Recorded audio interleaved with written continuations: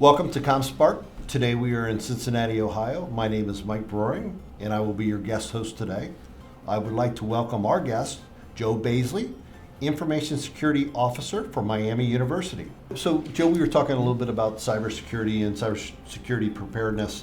Does Miami University, does it have a cybersecurity remediation plan? And if so, at what level within the organization is that plan communicated? Sure. So we live in kind of a weird space in academia in that the largest portion of my network is basically the Wild West. Yeah. Right? So 80% of my users are bringing whatever device they want. I have no visibility into them. I can't actually get visibility into them. Right. And this creates, let's just say, some interesting challenges. Sure. Is probably the safest way to say it. So we do have a really strong incident response plan. It is focused on first delineating what is causing the problem, Yeah. right? So if the problem is coming from a student device, it's a very different response than if the problem is coming from a faculty staff device. Sure. So on the student devices, it's much more of kind of okay, that thing is bad, we're going to quarantine it, we're going to throw it off the network, we're going to wait for that student to come in and talk to us and Right. say, hey, I've got to get this thing fixed. But we do very minimal work on their side versus Yeah. if it's coming in on the faculty staff side, we're going to have to do substantially more work, right? Figure out Right. what happened, what can that get to, and actually do some meaningful forensics. Like a lot of folks, our incident response plan splits across two different levels, right? So we've got that executive side Yeah. and then that actual technical side. Been kind of fortunate in the almost 11 years I've been there now, we've only had to invoke it probably 3 or 4 times. Sure. In those cases, on the executive side, we always start with our general counsel. We've got our standard is within 24 hours of us thinking a really bad thing has happened, we have Right. to let her know. And then I serve as kind of that pivot point, right, where I'm sitting on both teams so I can do those translations. I can understand the business questions that are coming from the executive side, get what the tech folks are telling me, translate that back Yeah. into meaningful speak, and carry that forward. I'd say if the remediation plan is focusing more on kind of the how do we improve, how do we get to that better spot, Sure. that's a more challenging question for Yeah. us, right? So we're a state institution, as you know, and that gives us some funding challenges. One of the things I didn't know before I started at Miami is that not only are we tuition driven, but we don't get to set our tuition. Yeah. It's actually set by the folks up in Columbus. So imagine trying to operate a business where occasionally someone just says, oh, by the way, the main source of revenue that you have, you can't increase it for Right. 2 years. You got to hold it flat. Well, okay, what do we do, right? Right, Our vendors right. are escalating, Yeah. salaries, we want to give people Yeah. raises to at least catch up with cost of living. And it can lead us to this really interesting space. So sometimes it's very much that you got to do less with more, right? You got to find open source solutions. You got to find ways to script around the problem. Yeah. Other times it's a very intentional defensive strategy, right? So we recently deployed Duo as our multi-factor, Sure. right? And this Yep. is now across the entire environment. But if you step back a couple of years when we found ourselves desperately needing two-factor, right? So I had let's just call it the opportunity to be on the Channel 12 News once when Yeah. we had 2 enterprising students who used keyloggers Right. to steal credentials, change Yep. grades, and all that. So we had this very strong need to put multi-factor in place of grade submission, Yeah. but what we didn't have was the money for it. Right. Right, so we ended up cobbling something together with open source. It was good enough, but it was starting to show its signs of age. And once we eventually made that case and were able to get a commercial product, in this case Duo, made our life a lot easier. Right, Sure. we're able to put it in front of more places, put it in front of more users, and still have a better overall experience. But we do find ourselves in that circumstance a lot, where it's the funding is very limited. Right. So we have to get a little creative in how we're actually driving that remediation plan forward to eventually knock all the risks that we Sure. have off. Sure. One of the things that we've seen is with, as you said, a handful of incidents over an extended period of time, but a lot of times when that information security, remediation plan and incident response is put in place, it's kind of like knocking the rust off of it a little bit. Yeah. How do you guys approach testing? Is there annual testing that you do to really fine tune the processes within the incident response plan? Yeah, so we have that fortunate is maybe the word to use for it, opportunity that we tend to have almost live fire tests about once a year. We've been fortunate in that most of them tend to not get past the, a bad thing almost happened level of stage. But as an example, we had a data set, and the data set was placed in a network share. It turns out that network share had been improperly secured. Sure. I got to learn about an Active Directory group I didn't know about called authenticated users, which it turns out is anyone who can authenticate on your Active Directory. Yeah. I really wish this group didn't exist, but there it is. So this file was placed in a network share that had that group with visibility to it, and it sat there for 6.5 days before it was discovered. And it contained a lot of sensitive information. Right. So it was one of these, okay, let's fire off the process, chase it down, go find the logs that we had, and in that case, as in many of our kind of live fire tests, we were able to show that we were in a good place and nothing bad had happened. Right. But it was that scenario where it forced us to get into the nuts and bolts of the incident response side of the shop. And as many good crises do, it let us shake a little bit of funding loose, and we suddenly got a whole bunch of logging software and logging hardware that showed up to make the next one a little bit easier. Right. Okay. No, that's good. So as I think about that, I think about when we're going through those types of incidents, and we really need experienced folks that are solid practitioners within information security that not only understand information security risk management, but IT and file shares and things like that. So one of the big topics within cybersecurity is really around talent. Talent acquisition, just the state of the industry in terms of trying to find that right talent. So, as you look at across the area here in Cincinnati and Indiana, Kentucky, across the Tri-State, how would you rate area educational institutions, the high schools and the higher education providers in preparing and providing the pools of skilled talent that you need to execute on your task and your priorities for the university? Yeah, so it's an interesting space because I'm both a consumer and we're partly a provider of some of those folks.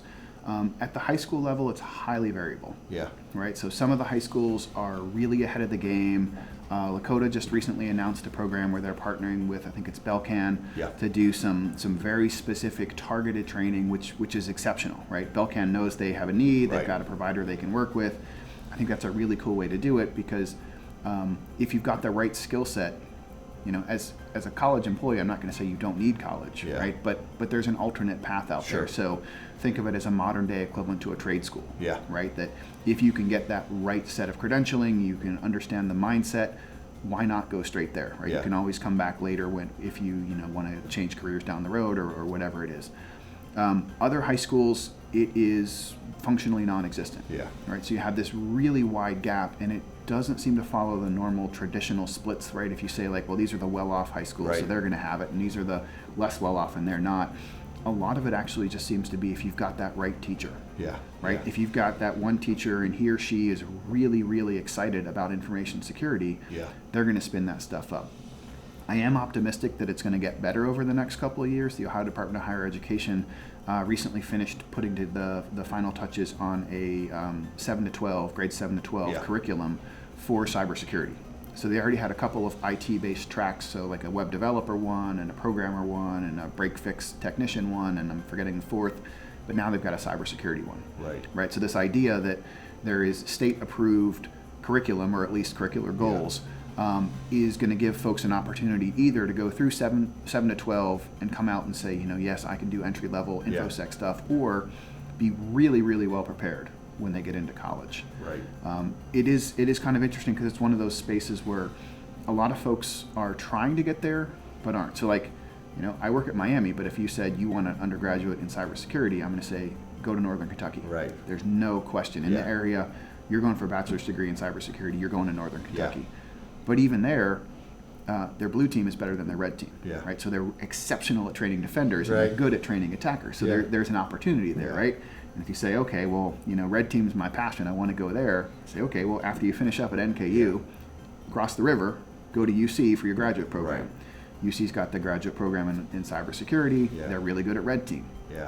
Haven't said Miami yet, right? Yeah. So where's that coming? And that's we're trying to get caught up, Yeah. right? To be honest, that we now have a cybersecurity minor.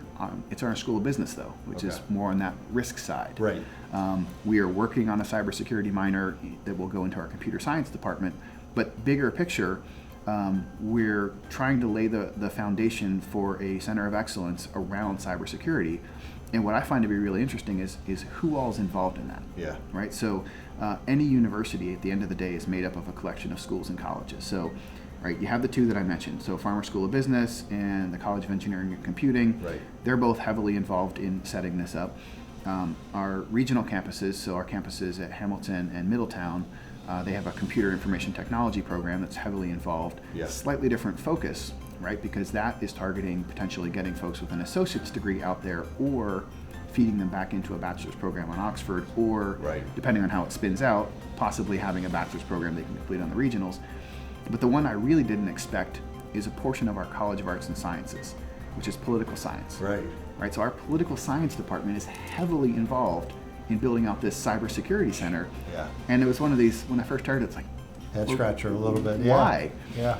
And they said a lot of our grads end up working out in DC, Yeah. right? And if you're working either for the feds or you're contracted to the feds, you need to understand cybersecurity, Yeah. and from a number of different directions, right? You need to understand policy implications of it. You need to understand how to secure what you have. You need to understand how to help the feds secure that. Yeah. So, and it's that sort of thing. Like, who else should be involved? You know, we've had some kind of entry-level conversations of, you know, do we even bring in our education, health, and society folks, so Right. that we can make sure that students we're training to be teachers can then go and teach in 1 through 12 for how to do cybersecurity stuff, whether it's Yeah. the basics or the actual more applied stuff. That's fascinating, and that's really the first time I've heard that take on it. I mean, even you talk about, you know, health information sciences and things like that, and now you got to think about that next frontier of being able to secure medical devices, implantable devices, and so that's that next big wave of you know, how do we secure those devices that are now readily connectable to the internet. Right, and then another one of these things that center is talking about is where it doesn't make sense to have the direct connections, but still, how do we feed into the curriculum? Yeah. Right, so we have a really strong nursing program up at the Middletown campus, right? How do we do exactly that? How do we make them aware of some of the risks that are posed to certain devices? It's not necessarily so they can secure them, Right. But just so that they have that knowledge. Yeah. But then I found it kind of interesting when I talk to folks in the area, and they say, okay, you know, what's the cybersecurity talent gap, right? We've got this minus 10% unemployment. Everyone desperately needs people. And I say, okay, we've got people. Even if they don't have that strong cyber background, I've got people who have the inclination, that can be trained, they've got that really solid liberal arts education, they've got critical thinking skills. I can get you a good person. Yeah. And then they go, well, but they need to know how to use all my tools. Yeah. Well, right? How are we going to do Right, that, right? right. And it's this interesting roadblock, and we're trying to figure out some ways around it. But if you say, okay, you want to have somebody who knows your tool set, and I don't know, you're using Splunk for your log aggregation, and you're using ArcSight for whatever. I can't afford these tools, Yeah. right? I can't afford to bring these tools into the school and say, you know, okay, let's start playing around with this tool and become comfortable with it. So if you have an expectation that everyone knows how to use your tools, but the vendors aren't putting the tools in a sort of within the educational price range, right? Yeah. We don't need them to be free, but we do need them to be heavily discounted, right? A tool Sure. that targets a Fortune 50 company, there's no way I could Yeah. afford that, Yeah. right? But until we get people the actual ability to train on those tools at the school, the only option that we fall back on then is the internship side of the house. And you have to be willing as an industry partner to bring folks in who don't have that background, train them up, invest in using your tools, and carry that forward. Another set of the conversations we're trying to have is for areas that have open source tools that they've put together their own little collection of things, right? So they've got their own particular ELK or ELSA configuration or whatever combination of tools that they're using to do an interesting thing. Tell us about it. Help us stand up an instance of your tool in our environment so that we can start training your future staff on your tools before you get there, right? It's kind of like the NSA just made that reverse engineering tool available for exactly that problem, right? You don't want people to have to come in cold and learn this new tool and they're down for an extra 6 months. So if we can get either the commercial tools or the weird open source combinations that the local employers are using available to us, we're better positioned to give them the people that they actually want. But for now, we're in this weird spot where even if you came out of NKU and then got a graduate degree at UC, you still might not have the skills that people want for an entry-level job in cybersecurity, despite 6 years of hands-on cybersecurity training. Right. Joe, thank you. Very, very illuminating insight into the challenges from a cybersecurity perspective within higher ed. So thank you very much. Great. Thanks for having me. Absolutely. I would like to thank Joe for joining us today, and for those listening to the interview, to learn more, go to ComSpark.tech.